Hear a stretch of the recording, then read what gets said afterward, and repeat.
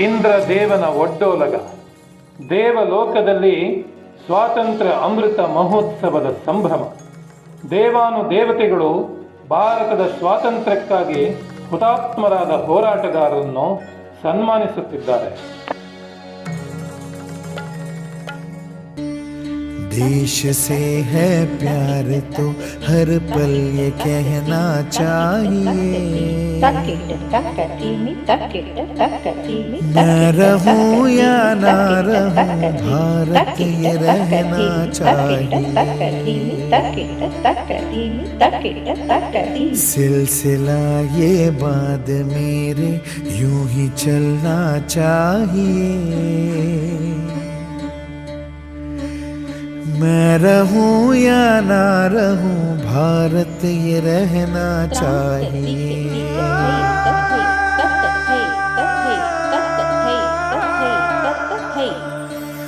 मेरी नस नस तार कर दो और बना दो एक सितार, राग भारत मुझ पे छेड़ो झंझनाओ बार बार। देश से ये प्रेम आँखों से छलकना चाहिए, मैं रहूं या ना रहूं भारत ये रहना चाहिए।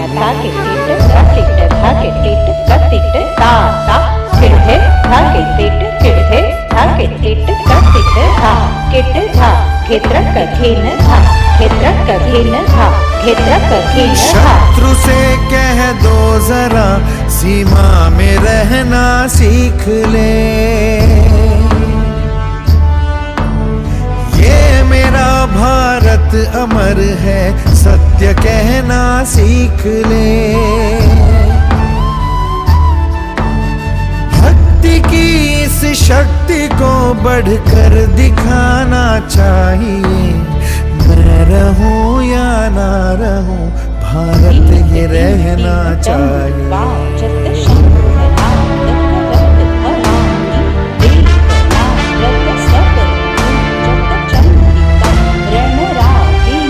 जय जय भवानी, जय भवानी, जय। मुझे सौगंध भारत है मुझे, भूलूं ना एक क्षण तुझे, रक्त की हर बूंद तेरी है तेरा अर्पण तुझे। युद्ध ये सम्मान का है मान रहना चाहिए, रहूं या ना रहूं भारत ये रहना चाहिए, रहूं या ना रहूं भारत ये रहना चाहिए, मैं रहूं या ना रहूं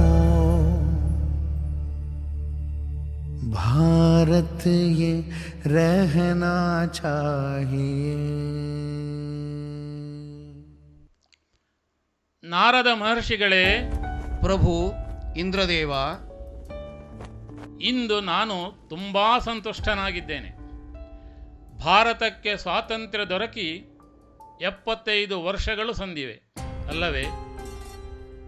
ದೇಶದ ಸ್ವಾತಂತ್ರ್ಯ ಹೋರಾಟದಲ್ಲಿ ಅಸದೃಶ ತ್ಯಾಗ ಮರೆದ ಈ ಧೀರ ವೀರ ಹೋರಾಟಗಾರರನ್ನು ಸನ್ಮಾನಿಸಿರುವುದನ್ನು ಕಂಡು ನನ್ನ ಹೃದಯ ತುಂಬಿ ಬಂದಿದೆ.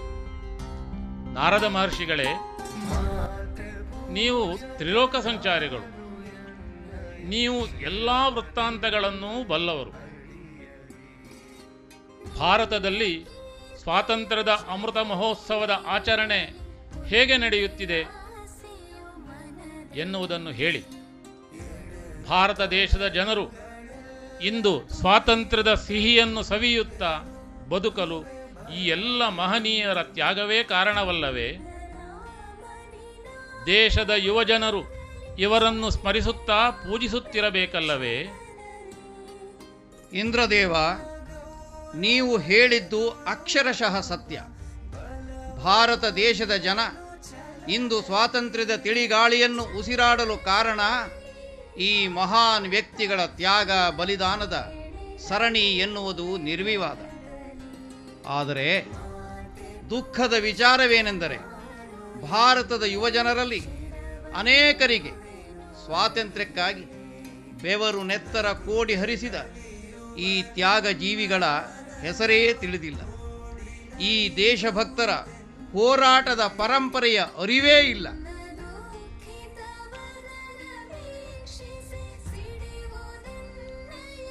ನಾರದರೆ, ನಿಮ್ಮ ಮಾತನ್ನು ಕೇಳಿ ನನಗೆ ಅತ್ಯಂತ ವೇದನೆಯಾಗುತ್ತಿದೆ.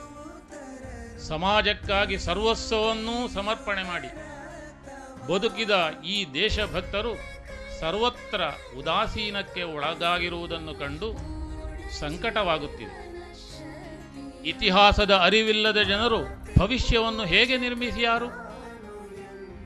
ನಾರದರೆ, ಭಾರತದ ಸ್ವಾತಂತ್ರ್ಯ ಹೋರಾಟದ ಇತಿಹಾಸವನ್ನು 3 ಲೋಕಕ್ಕೂ ಮನನವಾಗುವಂತೆ ಹೇಳುವಂತವರಾಗಿ.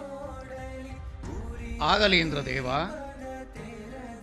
ಕ್ರಿಸ್ತ ಪೂರ್ವ 327 ಹೊತ್ತಿಗೆ ಭಾರತದ ನೆಲದ ಮೇಲೆ ಪದಾಘಾತ ಮಾಡಿದ ವಿದೇಶಿ ಆಕ್ರಮಣಕಾರಿ ಅಲೆಕ್ಸಾಂಡರ್ನ ಕುರುಗಳು ಕೂಡ ಈ ನೆಲದ ಮೇಲೆ ಇರದಂತೆ ಸೋಲಿಸಿ ಹಿಮ್ಮೆಟ್ಟಿಸಿದವರು ಭಾರತದ ವೀರರು.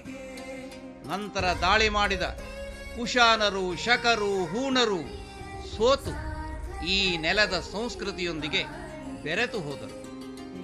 ಆ ನಂತರದ ದಿನಗಳಲ್ಲಿ ಅರಬ್ಬಿಗಳು, ತುರ್ಕರು, ಇರಾನಿಗಳು, ಮೊಘಲರು, ಅಫ್ಘನ್ನರು ಮುಂತಾದ ಆಕ್ರಮಣಕಾರಿಗಳು ಭಾರತದ ಮೇಲೆ ಮಿಡತೆಯ ಹಿಂಡುಗಳಂತೆ ಏರಿ ಬಂದು ದಾಳಿ ಮಾಡಿ ಕೊಲೆ, ಸುಲಿಗೆ, ಅತ್ಯಾಚಾರವೆಸಗಿ ರಕ್ತದ ಕೋಡಿ ಹರಿಸಿದರು.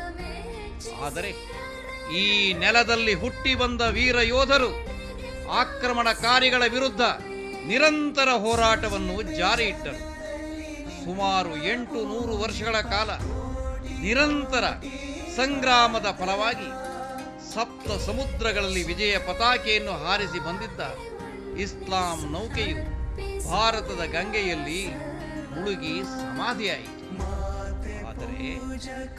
ಆದರೆ ಈ ನಿರ್ಣಾಯಕ ಗಳಿಗೆಯಲ್ಲಿ ಸ್ವಾತಂತ್ರ್ಯ ಪರ ಶಕ್ತಿಗಳು ಒಂದಾಗಿ ಎದ್ದು ನಿಲ್ಲುವ ಮುಂಚೆಯೇ ದೇಶವು ಬ್ರಿಟಿಷರಂತಹ ಮಹಾಧೂರ್ತರ ಸಂಘಟಿತ ಆಕ್ರಮಣಕ್ಕೆ ಸಿಲುಕಿತು. ಕೈಕಟ್ಟಿ ಕೂರಲಿಲ್ಲ ಮೃತ್ಯುಂಜಯ ಭಾರತದ ಮಣ್ಣಿನ ಮಕ್ಕಳು. ಭಾರತದ ಧೀರ ಪುತ್ರರು ಹೊಸ ಶತ್ರುವಿನ ದಾಸ್ಯ ಶೃಂಖಲೆಯನ್ನು ಕಿತ್ತೊಗೆಯಲು ಸಜ್ಜಾದರು. ಘರ್ಜಿಸಿದಳು ರಣಸಿಂಹಿಣಿ ಕಿತ್ತೂರು ಚೆನ್ನಮ್ಮ. ಬಾಲ್ಯದಿಂದಲೇ ಕತ್ತಿ ವರಸೆ, ಕುದುರೆ ಸವಾರಿ ಮುಂತಾದ ಯುದ್ಧ ಕಲೆಗಳಲ್ಲಿ ತರಬೇತಿ ಪಡೆದಿದ್ದ ರಾಣಿ ಚೆನ್ನಮ್ಮ ಬ್ರಿಟಿಷರು ಮೋಸದಿಂದ ಕಿತ್ತೂರನ್ನು ವಶಪಡಿಸಿಕೊಳ್ಳಲು ಬಂದಾಗ ತಲೆಬಾಗಿ ಶರಣಾಗತಿಯಾಗಲಿಲ್ಲ. ಗುಲಾಮಗಿರಿಯನ್ನು ಹೊತ್ತುಕೊಂಡು ನಾಚಿಕೆಯ ಬಾಳನ್ನು ಬದುಕುವುದಕ್ಕಿಂತ ಕಿತ್ತೂರು ಸಂಸ್ಥಾನದ ಸ್ವಾತಂತ್ರ್ಯ, ಮರ್ಯಾದೆ, ಸ್ವಾಯತ್ತತೆಯನ್ನು ಉಳಿಸಲು ಧೀರೋದ್ದಾತ ಹೋರಾಟ ನಡೆಸಿದಳು ರಣಸಿಂಹಿಣಿ ಕಿತ್ತೂರ ರಾಣಿ ಚೆನ್ನಮ್ಮ. ಭಾರತದ ಅಂಗೈ ಅಗಲದಷ್ಟು ಚಿಕ್ಕ ಸಂಸ್ಥಾನದ ವಿಧವೆ ಹೆಣ್ಣು ಮಗಳು ರಾಣಿ ಚೆನ್ನಮ್ಮ ಶೌರ್ಯ, ಸಾಹಸ, ಮುತ್ಸದ್ದಿತನ ಮೆರೆದು ತನ್ನ ಜೀವಿತದ ಕೊನೆಯವರೆಗೆ ಹೋರಾಡಿ ಮುಂಬರುವ ಅಭೂತಪೂರ್ವ ಹೋರಾಟಕ್ಕೆ ಮುನ್ನುಡಿ ಬರೆದಳು. 1857ರಲ್ಲಿ ನಡೆದ ಮಹಾ ಸಮರವು ಭಾರತದ ಸ್ವಾತಂತ್ರ್ಯ ಪ್ರಾಪ್ತಿಯ ಅಂತಿಮ ಘಟ್ಟದ ಆರಂಭವಾಗಿದೆ. ಮಂಗಲ್ ಪಾಂಡೆ, ನಾನಾ ಸಾಹೇಬ್ ಪೇಶ್ವೆ, ತಾತ್ಯಾ ಟೋಪೆ, ಝಾನ್ಸಿ ರಾಣಿ ಲಕ್ಷ್ಮೀಬಾಯಿ, ರಾಜ ಕುವರಸಿಂಹ, ಬಹದ್ದೂರ್ ಶಾ ಜಫರ್, ನರಗುಂದದ ನರಸ್ ಕೇಸರಿ ಬಾಬಾ ಸಾಹೇಬ್, ಮುಂಡರಗಿ ಭೀಮರಾಯ ಮುಂತಾದ ಅಸಂಖ್ಯ ದೇಶಭಕ್ತರಿಂದ ಸಂಚಾಲಿತವಾದ ಈ ಮಹಾ ಸಂಗ್ರಾಮದ ವ್ಯಾಪ್ತಿ ಹೊಲಗದ್ದೆಗಳಿಂದ ಅರಮನೆಗಳವರೆಗೆ, ಅಂಗಡಿ ಮುಗ್ಗಟ್ಟುಗಳಿಂದ ಸಾಮ್ರಾಜ್ಯ ಅಧಿಕಾರದ ಕೇಂದ್ರದವರೆಗೆ ವ್ಯಾಪಿಸಿತ್ತು. ಮಂಗಲ್ ಪಾಂಡೆ ಬ್ರಿಟಿಷ್ ಸೈನ್ಯದ ಸಿಪಾಯಿಯಾಗಿದ್ದ 26 ವರ್ಷಗಳ ಬಲಿಷ್ಠ ತರುಣ. ಮಹಾಸ್ವಾಭಿಮಾನಿ, ಅದ್ವಿತೀಯ ಧರ್ಮಾಭಿಮಾನಿ, ಪರಶುರಾಮನಂತಹ ಕ್ಷಾತ್ರ ತೇಜಸ್ಸು. ಬ್ರಿಟಿಷ್ ಸರ್ಕಾರದ ವಿರುದ್ಧ ಮಹಾ ಸಂಗ್ರಾಮಕ್ಕಾಗಿ ಇಡೀ ದೇಶದಾದ್ಯಂತ ಸಮರ ಸಿದ್ಧತೆ ನಡೆದಿತ್ತು. ಕಮಲ ಮತ್ತು ಚಪಾತಿಗಳ ಸಂಕೇತದೊಂದಿಗೆ 1857 ಮೇ 31ರಂದು ದೇಶದಾದ್ಯಂತ ಒಮ್ಮೆಲೆ ಹೋರಾಟ ನಡೆಸಲು ಸಂದೇಶ ರವಾನಿಸಲಾಗಿತ್ತು. ಆದರೆ ಆ ದಿನಕ್ಕೆ ಬಹು ಮೊದಲೇ ಮಾರ್ಚ್ 29ರಂದು ಅನಿರೀಕ್ಷಿತ ಘಟನೆ ನಡೆದು ಹೋಗಿತ್ತು. ಅದು ಕೋಲ್ಕತ್ತಾ ಸಮೀಪದ ಬ್ಯಾರಕ್ಪುರ ಕಂಟೋನ್ಮೆಂಟ್ ಸೈನಿಕ ಶಿಬಿರ. ರಣವಿಕ್ರಮ ಮಂಗಲ್ ಪಾಂಡೆ ಒಂದು ಕೈಯಲ್ಲಿ ಖಡ್ಗ, ಇನ್ನೊಂದು ಕೈಯಲ್ಲಿ ಬಂದೂಕು ಹಿಡಿದು, ಓ ನನ್ನ ದೇಶ ಬಾಂಧವರೇ, ಹೊಟ್ಟೆಪಾಡಿಗಾಗಿ ಬ್ರಿಟಿಷ್ ಧೂರ್ತರ ಪಾದ ಸೇವೆ ಮಾಡಿದ್ದು ಸಾಕು, ಇನ್ನು ಅವರ ರುಂಡ ಚೆಂಡಾಡೋಣ, ಎಲ್ಲರೂ ಯುದ್ಧಕ್ಕೆ ಸಿದ್ಧರಾಗಿ ಎಂದು ಗರ್ಜಿಸುತ್ತಿದ್ದ. ಮಹಾ ಸಂಗ್ರಾಮವೊಂದು ಹೀಗೆ ತೆರೆದುಕೊಂಡಿತ್ತು. ಸಮರ ಸಾರಿದ ಮಂಗಲ್ ಪಾಂಡೆ ಸೂರ್ಯ ಮುಳುಗದ ಸಾಮ್ರಾಜ್ಯಕ್ಕೆ ಮರ್ಮಾಘಾತ ನೀಡಿದ್ದ. ಬಿಳಿಯರ ಕೈಗೆ ಸಿಕ್ಕಿ ಬೀಳುವ ಪ್ರಸಂಗ ಬಂದಾಗ ತನ್ನ ಎದೆಗೆ ತಾನೇ ಗುಂಡಿಟ್ಟುಕೊಂಡು ಪ್ರಾಣಾರ್ಪಣೆ ಮಾಡುವ ಪ್ರಯತ್ನ ಮಾಡಿದರೂ ಮಂಗಲ್ ಪಾಂಡೆ ಬದುಕುಳಿದ. ಆಸ್ಪತ್ರೆಯಲ್ಲಿ ಚಿಕಿತ್ಸೆ ಪಡೆಯುತ್ತಿದ್ದ ಮಂಗಲ್ ಪಾಂಡೆಯನ್ನು ಕೋರ್ಟ್ ಮಾರ್ಷಲ್ ನಡೆಸಿ ಮರಣದಂಡನೆ ನೀಡಲಾಯಿತು. ನೇಣುಗಂಬವೇರಿ ಹುತಾತ್ಮನಾದ ಮಂಗಲ್ ಪಾಂಡೆ ತನ್ನ ಆತ್ಮಾಹುತಿಯ ಮೂಲಕ ಸಮರದ ಶಂಖವನ್ನು ಊದಿದ್ದ. ಅದರ ಹಿಂದೆಯೇ 1857ರ ಸಂಗ್ರಾಮ ಭುಗಿಲೆದ್ದಿತು. 1857ರ ಸ್ವಾತಂತ್ರ್ಯ ಸಂಗ್ರಾಮ ಸರಣಿಯ ಮೊದಲ ಆಹುತಿ ಮಂಗಲ್ ಪಾಂಡೆ. ಕಟ್ಟ ಕಡೆಯ ಆಹುತಿ ಸೇನಾಪತಿ ತಾತ್ಯಾ ಟೋಪೆ. ಮಾರೋ ಪಿರಂಗಿಕೋ ಎಂಬ ಯುದ್ಧ ಘೋಷಣೆಯೊಂದಿಗೆ ಪ್ರಾರಂಭವಾದ ಈ ಮಹಾಸಂಗ್ರಾಮದಲ್ಲಿ ಬ್ರಿಟಿಷರಿಗೆ ಇನ್ನಿಲ್ಲದಂತೆ ಕಾಡಿದ ಪ್ರಚಂಡ ಸಾಹಸಿ ತಾತ್ಯಾ ಟೋಪೆ. ಶಿವಾಜಿಯ ಗೆರಿಲ್ಲಾ ಯುದ್ಧ ತಂತ್ರವನ್ನು ಅನುಸರಿಸಿ ಕಾದಾಡಿದ. 1859ರ ಏಪ್ರಿಲ್ 14ರಂದು ತಾತ್ಯಾ ಟೋಪೆ ಎಂಬ ಧೀರ ಸೇನಾನಿ ಗಲ್ಲುಗಂಬಕ್ಕೆ ಕೊರಳೊಡ್ಡಿ ತನ್ನ ಪ್ರಾಣದಿಂದ ಭಾರತ ಮಾತೆಯ ಅರ್ಚನೆ ಮಾಡಿದ.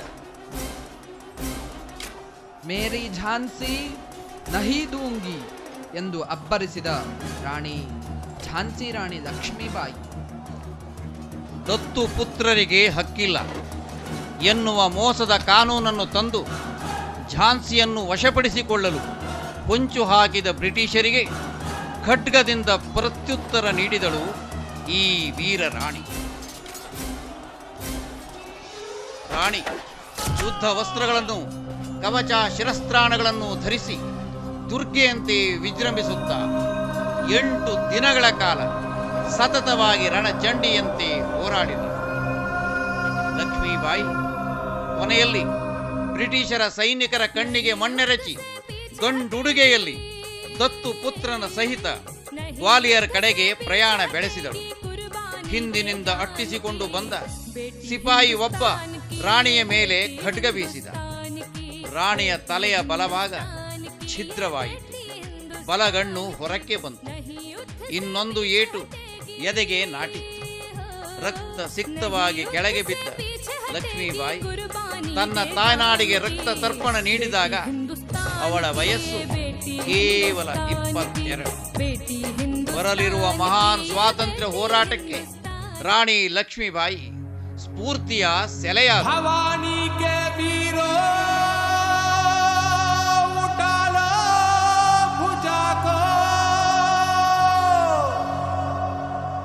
सत्याग्नि को मस्तक सजा लो,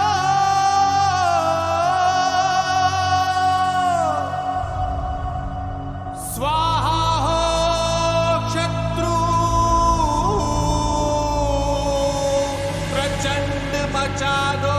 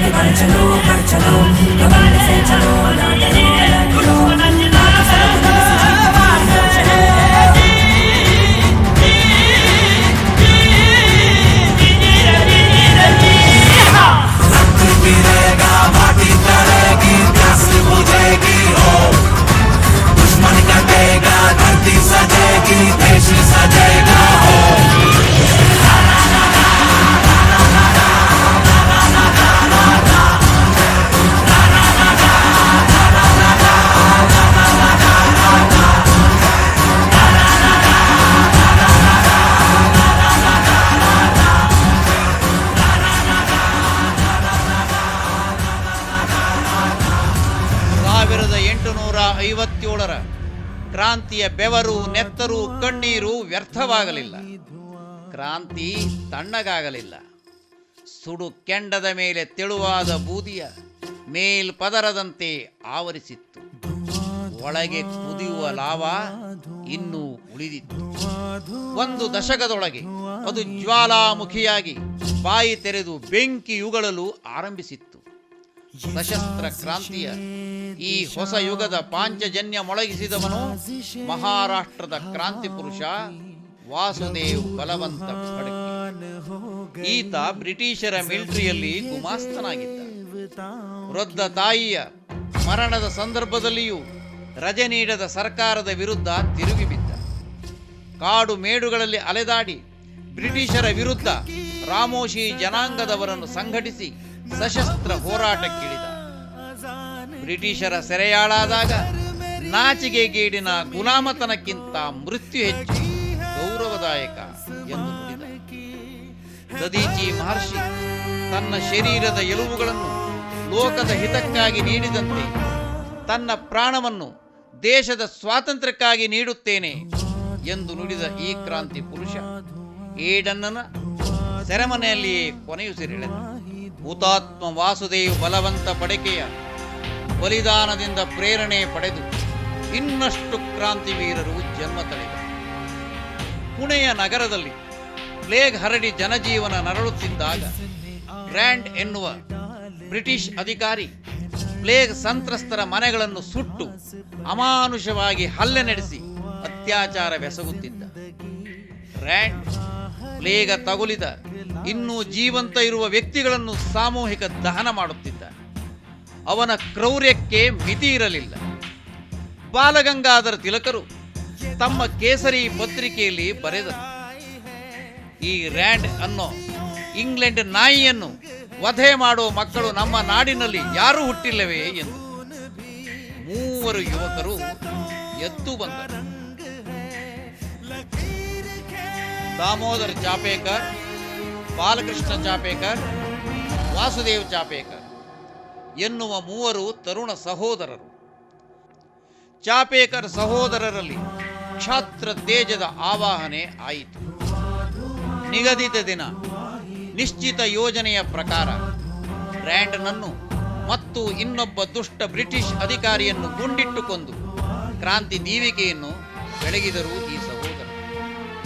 ಗಲ್ಲು ಶಿಕ್ಷೆಗೆ ಗುರಿಯಾದ ಈ ಸಹೋದರರು ಗಲ್ಲಿಗೇರುವ ಮುಂಚೆ ಭಗವದ್ಗೀತೆಯ ಶ್ಲೋಕವನ್ನು ಪಠಿಸುತ್ತಾ ತಾಯಿ ಭಾರತಿಗೆ ಪ್ರಾಣದೀಪದಿಂದ ಪೂಜೆಗೈದರು.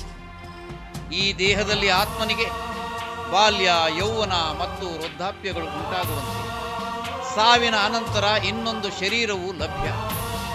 ಧೀರರು ಈ ವಿಷಯದಲ್ಲಿ ಮೋಹ ಪರವಶರಾಗುವುದಿಲ್ಲ. ಚಾಪೇಕರ್ ಸಹೋದರರು ಗಲ್ಲಿಗೇರಿ ಹುತಾತ್ಮರಾದಾಗ ನಾಸಿಕ್ನ ಭಗೂರು ಎಂಬಲ್ಲಿ 15 ವರ್ಷದ ಹುಡುಗನೊಬ್ಬ ತನ್ನ ಕುಲಸ್ವಾಮಿನಿ ದೇವಿಯ ವಿಗ್ರಹದ ಮುಂದೆ ತಲೆಬಾಗಿ ನಿಂತು, ಚಾಪೇಕರ್ ಸಹೋದರರೇ, ನಿಮ್ಮ ಬಲಿದಾನ ವ್ಯರ್ಥವಾಗಲು ಬಿಡುವುದಿಲ್ಲ. ನೀವು ಹಚ್ಚಿದ ಕ್ರಾಂತಿ ಜ್ವಾಲೆಯನ್ನು ನಾವು ಇನ್ನಷ್ಟು ಬೆಳಗಿಸುತ್ತೇವೆ. ಈ ಜ್ವಾಲೆಯಲ್ಲಿ ಸುಟ್ಟು ಹೋದರೂ ಚಿಂತೆ ಇಲ್ಲ.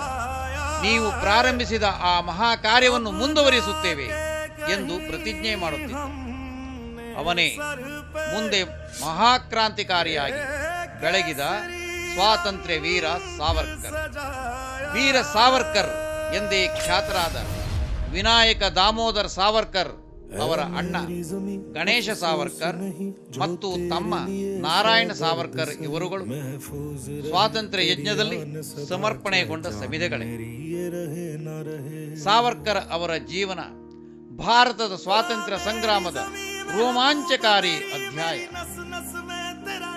ಬಾಲ್ಯದಲ್ಲಿ ಕವಿತೆಗಳಿಂದ, ಕಾಲೇಜು ದಿನಗಳಲ್ಲಿ ಮಿತ್ರಮಂಡಳಿಯಿಂದ, ತಾರುಣ್ಯದಲ್ಲಿ ಅಭಿನವ ಭಾರತದಿಂದ, ಲಂಡನ್ನಲ್ಲಿ ಭಾರತ ಭವನದ ಮೂಲಕ, ಅಂಡಮಾನ್ ಜೈಲುಗಳಲ್ಲಿ ಕೋಳ ತೊಡಿಸಿದ ಕೈಯಲ್ಲಿ ಬರೆದ ಕವಿತೆಗಳ ಮೂಲಕ, ಜೈಲಿನಲ್ಲಿ ಗಾಣದೆತ್ತಿನಂತೆ ನೊಗ ಹಿಡಿದು ಬೆವರು ರಕ್ತ ಬಸಿಯುವುದರ ಮೂಲಕ, ಆ ನಂತರ ಹಿಂದೂ ಮಹಾಸಭಾದ ಮೂಲಕ ಅವರು ಜೀವನ ಪರ್ಯಂತ ಪೂಜಿಸಿದ್ದು ತಾಯಿ ಭಾರತೀಯನ್ನು, ಬಯಸಿದ್ದು ಸಶಕ್ತ ಭಾರತದ ನಿರ್ಮಾಣವನ್ನು. 50 ವರ್ಷಗಳ ಅತ್ಯಂತ ಕಠಿಣ ಕರಿನೀರಿನ ಶಿಕ್ಷೆಗೆ ಒಳಗಾಗಿ ಅಂಡಮಾನಿನ ಸೆಲ್ಯುಲರ್ ಜೈಲ್ ಎಂಬ ಮೃತ್ಯು ದವಡೆಯನ್ನು ಹೊಕ್ಕಿ ಹೊರಬಂದ ಜಗತ್ತಿನ ಏಕೈಕ ರಾಜಕೀಯ ಕೈದಿ ಸಾವರ್ಕರ್. ಅತ್ಯಂತ ಇಕ್ಕಟ್ಟಾದ ಜೈಲು ಕೋಣೆಯಲ್ಲಿ ಕೋಳ ತೊಟ್ಟಿರುವ ಕೈಗಳಿಂದಲೇ ಬರವಣಿಗೆಯ ಸಾಮಗ್ರಿಗಳು ಇಲ್ಲದಿದ್ದಾಗಲೂ ಕಬ್ಬಿಣದ ಮೊಳೆಯಿಂದ 10,000 ದೇಶಭಕ್ತಿಯ ಕವನದ ಸಾಲುಗಳನ್ನು ಬರೆದ ಧೀಮಂತ ಕವಿ ಇವರು.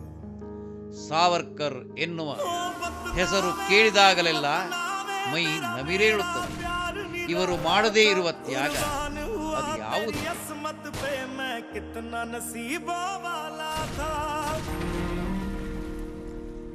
ಗದರ್ ಪತ್ರಿಕೆಯಲ್ಲಿ 1914ರ ಆಗಸ್ಟ್ ಸಂಚಿಕೆಯಲ್ಲಿ ಬಂದ ವಿಜ್ಞಾಪನೆ, ಬೇಕಾಗಿದ್ದಾರೆ ಯಾರು? ಸೈನಿಕರು. ವೇತನ ಏನು? ಮೃತ್ಯು. ಪೆನ್ಷನ್ ಏನಿರಬಹುದು? ಸ್ವಾತಂತ್ರ್ಯ. ಕಾರ್ಯಕ್ಷೇತ್ರ ಯಾವುದು? ಹಿಂದೂಸ್ತಾನ.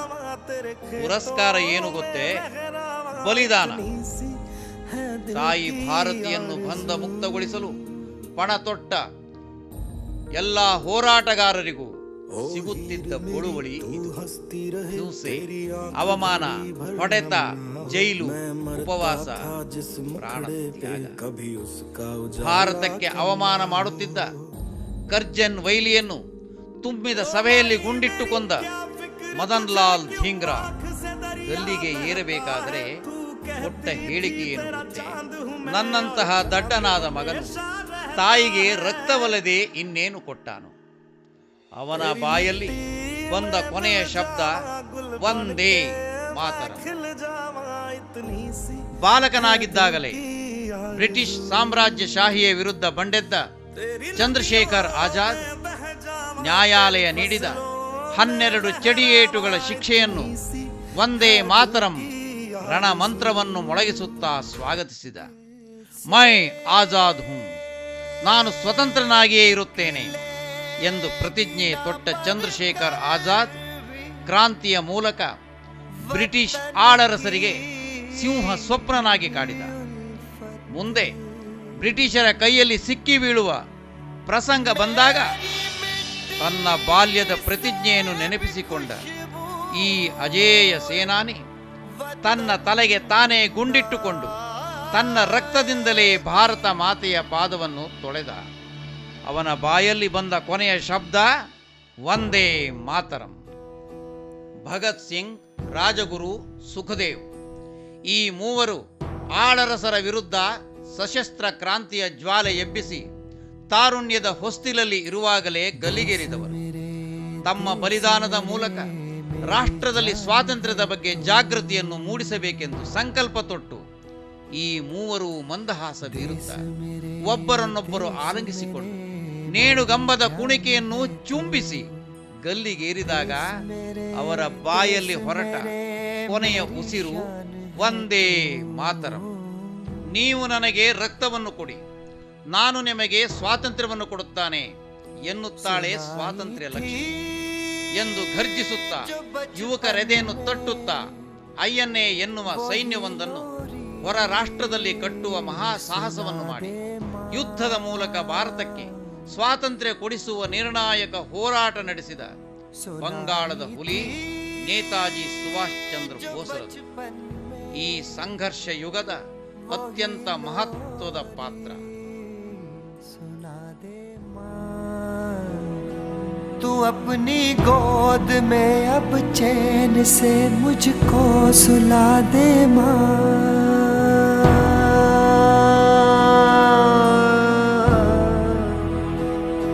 तेरे चरणों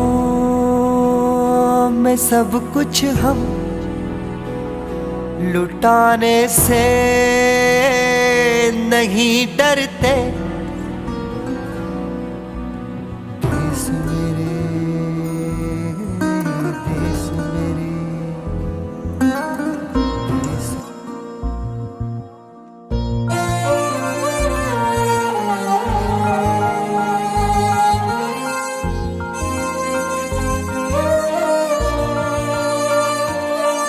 ओ देश मेरे तेरी शान पे सदके कोई धन है क्या तेरी धूल से बढ़ के। तेरी धूप से रोशन तेरी हवा पे जिंदा तू बाग है मेरा मैं तेरा परिंदा। है अर्ज़ ये दीवाने की जहाँ बोर सुहानी देखी एक रोज वही मेरी शाम हो। कभी याद करे जो जमाना माटी पे मर मिट जाना जिक्र में शामिल मेरा नाम हो। ओ देश मेरे तेरी शान पे सदके कोई धन है क्या तेरी धूल से बढ़ के। तेरी धूप से रोशन तेरी हवा पे जिंदा तू बाग है मेरा मैं तेरा परिंदा।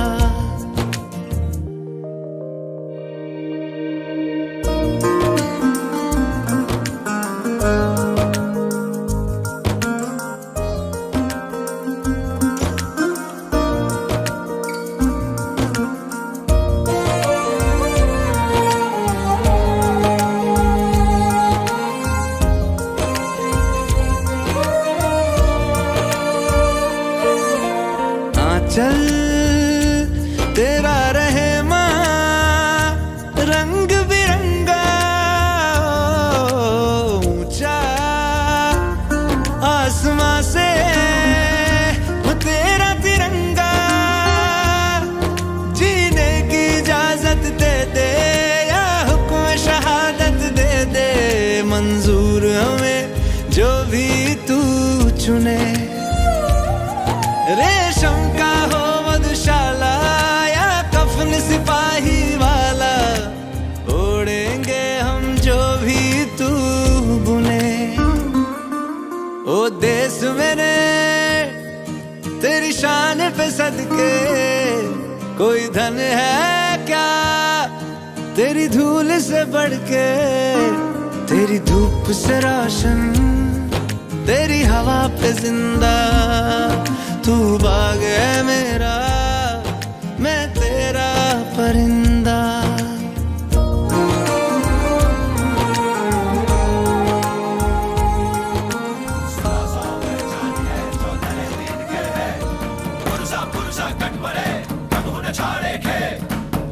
प्रेम खिलन का जाओ सिर दर तली गली मुरियाओ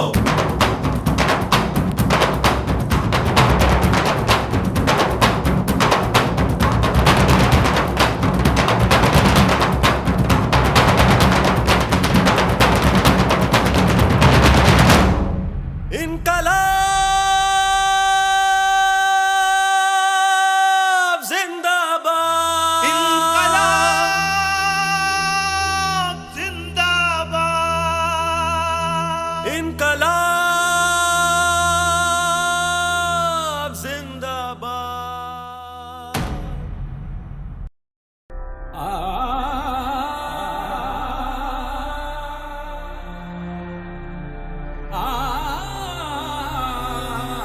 भारत अनोखा राग है,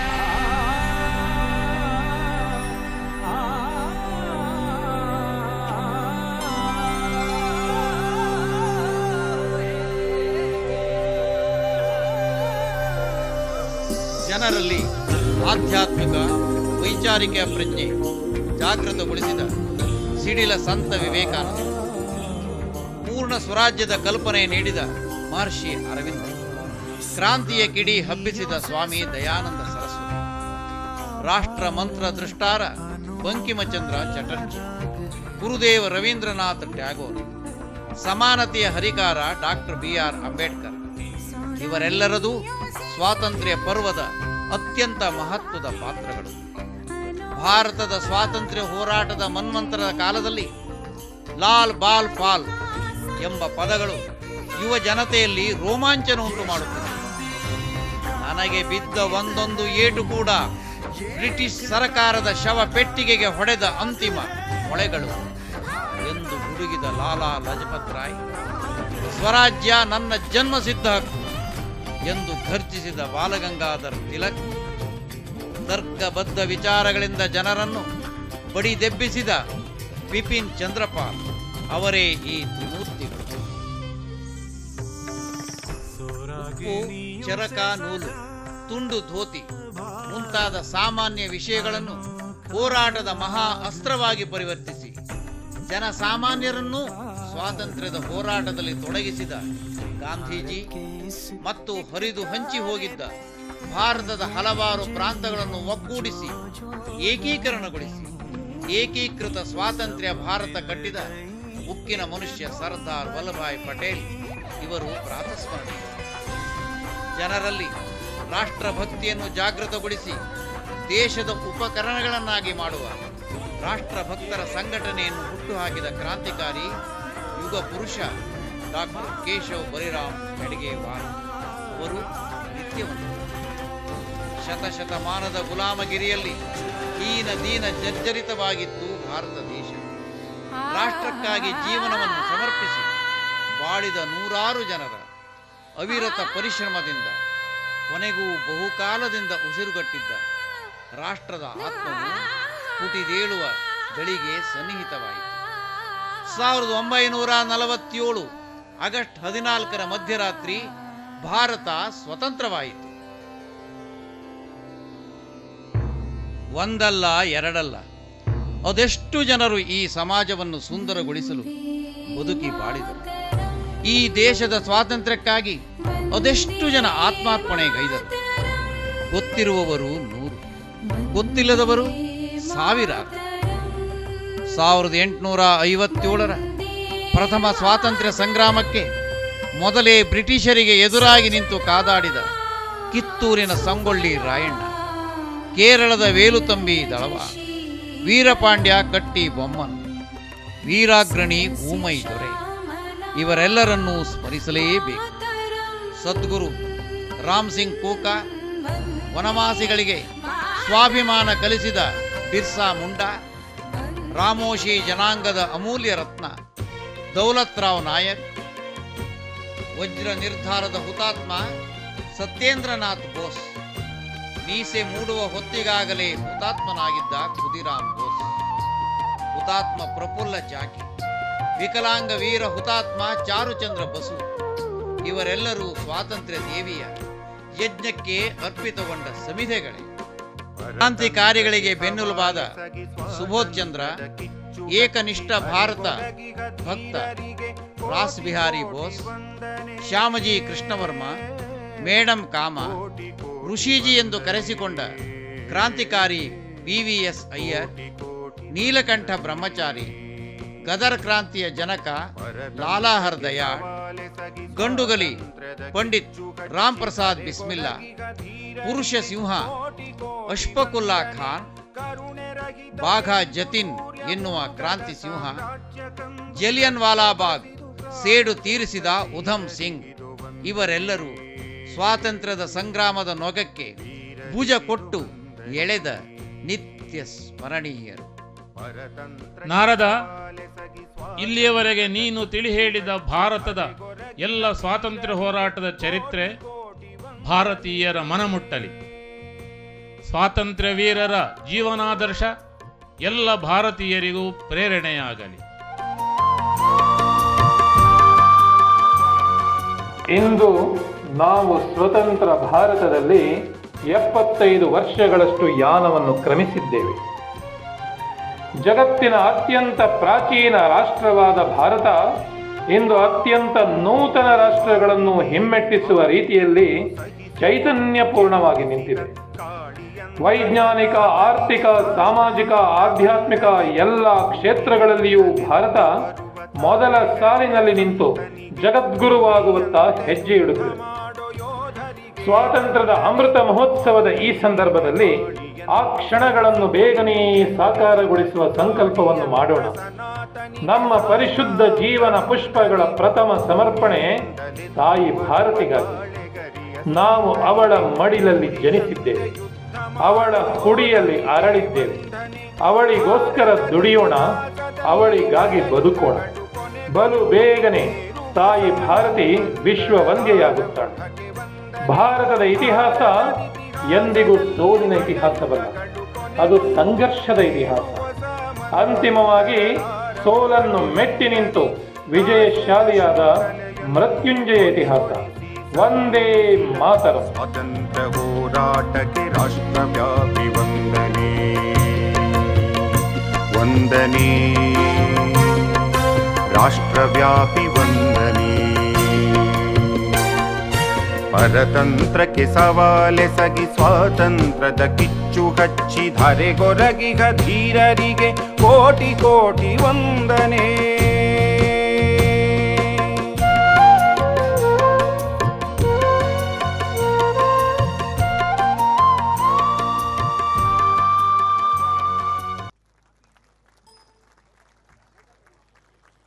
ದೇಶಭಕ್ತಿ ಉದ್ದೀಪಕ, ಎಲ್ಲರ ಮನಸೂರೆಗೊಳಿಸಿದ ಸ್ವಾತಂತ್ರ್ಯ ಸ್ವರ್ಗ 75 ಈ ದೃಶ್ಯ ರೂಪಕದ ನಿರ್ದೇಶಕರು ಹಾಗೂ ಮಾರ್ಗದರ್ಶಕರು ಶ್ರೀ ದತ್ತಗುರು ಹೆಗಡೆ, ಶಿಕ್ಷಕರು, ಶಿಕ್ಷಣಾಧಿಕಾರಿಗಳು, ಬೆಂಗಳೂರು. ಈಗ ಧ್ವಜಾವತರಣ ಹಾಗೂ ಶಾಂತಿ ಮಂತ್ರ.